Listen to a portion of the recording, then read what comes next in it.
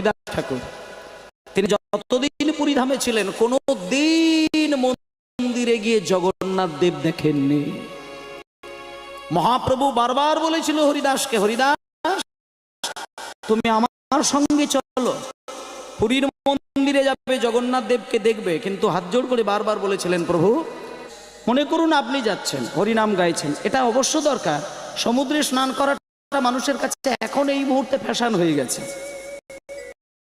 পুরীধামে যাবে, দীঘায় যাবে, সমুদ্রে স্নান করবে, আনন্দ করবে, কিন্তু পুরীধামের সমুদ্র স্নান বাঙালির ক্ষেত্রে আনন্দের বস্তু নয়।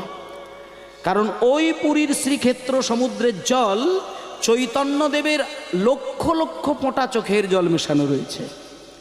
আর 12 বছর একভাবে পুরীর মন্দিরে কাটিয়েছিলেন, আর ওই সমুদ্রে গিয়ে স্নান করেছিলেন, পাড়ে গিয়ে কৃষ্ণ কৃষ্ণ বলে আছাড় খেয়েছিলেন। তাই বাঙালি যখন সমুদ্রে স্নান করে পুরীর মন্দিরে, বাঙালি একটাই বাসনা থাকার দরকার। বলি, যেটা হরিদাসের কথা বলছিলাম, হরিদাসকে মহাপ্রভু বলেছিল, হরিদাস তুমি জগন্নাথ দেব দেখবে চলো। জগন্নাথ আমাদের এই কলিযুগের প্রাণ।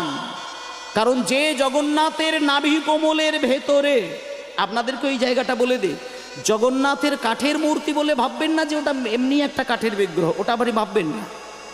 হতে পারে কাঠ, কিন্তু ওই কাঠের ঠিক নাভি কমলের মধ্যে ভগবান শ্রীকৃষ্ণ তার নিজের অঙ্গের নাভিটা ওই জগন্নাথ মূর্তির মধ্যে প্রবেশিত করেছিলেন।